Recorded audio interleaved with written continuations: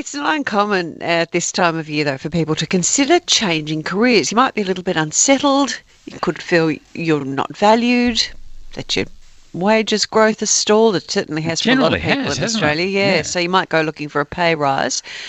Plus, we want to talk about taking annual leave. Once upon a time, we were able to save up our annual leave and take a longer holiday.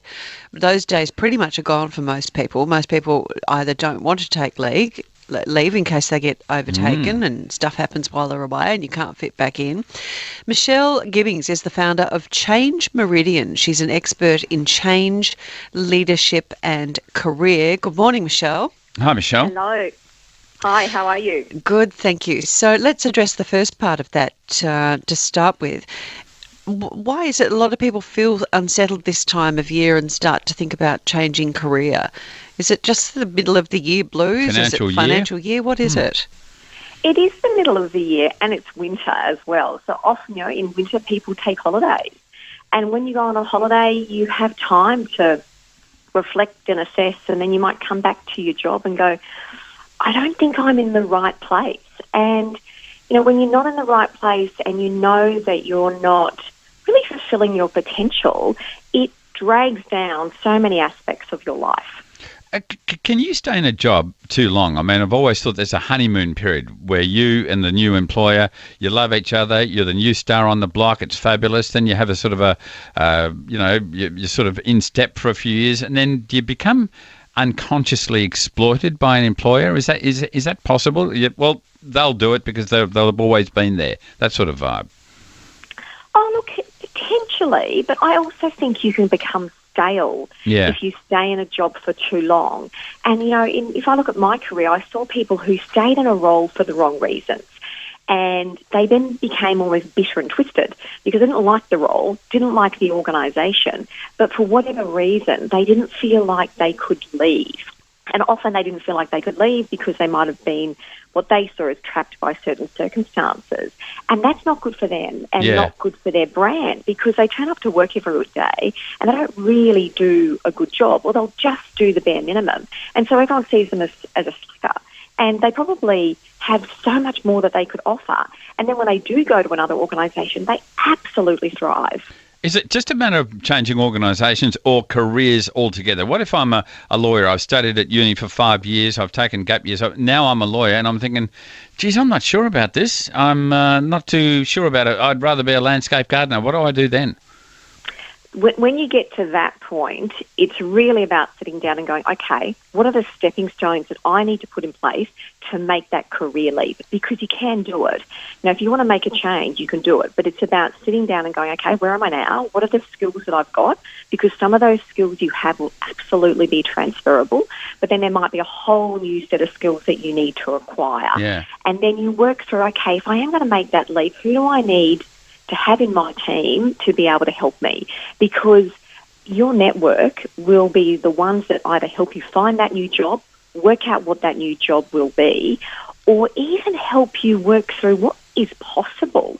Because if you've got a broad network, you might talk to someone one day and go, wow, I actually didn't even realise that type of job existed. So it's courage and planning and then just making it happen. Michelle, I noticed a survey the other day. It was done in America, but I wonder if the same applies here. 2 out of 5 people work more than 50 hours a week. 1 in 5 is working 60 hours or more. But the same survey found that 2 in 5 don't take any they call them vacations, any holidays at all.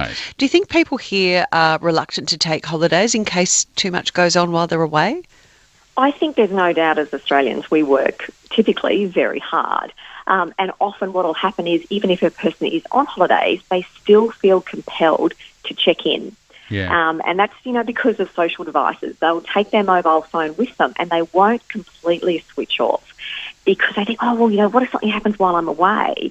And, depending on your role, if you don't have the right team underneath you, so if you're managing a team and you can't trust them to manage things while you're away, that says something about the people that you have in your team, because you should be able to disconnect and trust that you've got the right people to be able to run things. And if you're an employee, you need that time to be able to disconnect and relax. And if you're constantly checking what's going on, you're not really having a holiday. And all of the research will show it's not good for your health to be constantly, connected to what's, going on in terms of social devices. But you really do need downtime. That downtime to rest, relax, and also just take stock on how things are going and spend time with your family. And be uncontactable. I mean, is that a good idea? Should you be just say, I'm out of here and you're not going to know where I'm going? And Michelle just said people aren't doing that. They're taking their phones and staying in contact. Well, it does depend on your role. So, I know for me, I run my own business, so being uncontactable is challenging. But I did a 6-day hike over Easter, and no mobile devices. You could not contact me at all. But I just made sure that I had it set up. My clients knew that I was away, and 6 days with no mobile, no laptop. I'm looking at someone here. I felt absolutely amazing because I had such a sort of freshness of mind by the end of it. I'm looking at someone across the console, Michelle, who might suffer that a little bit. I like staying in touch. I like knowing what's going on.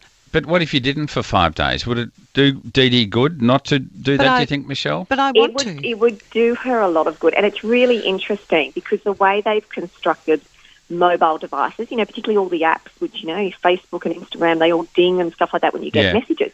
They've created in the same way that they've created gaming machines, in the sense that when you hear the ding, you get the same almost Pavlovian response that you get when you hear the ding of a gaming machine, which is why people get addicted to their mobile phone.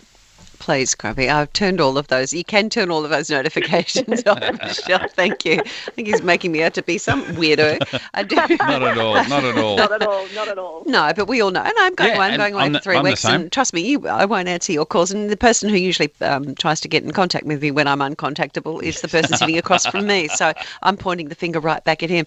Michelle, thank you for an interesting chat on considering changing career. It really is. And it's not uncommon. If you're feeling that, you're not the only one.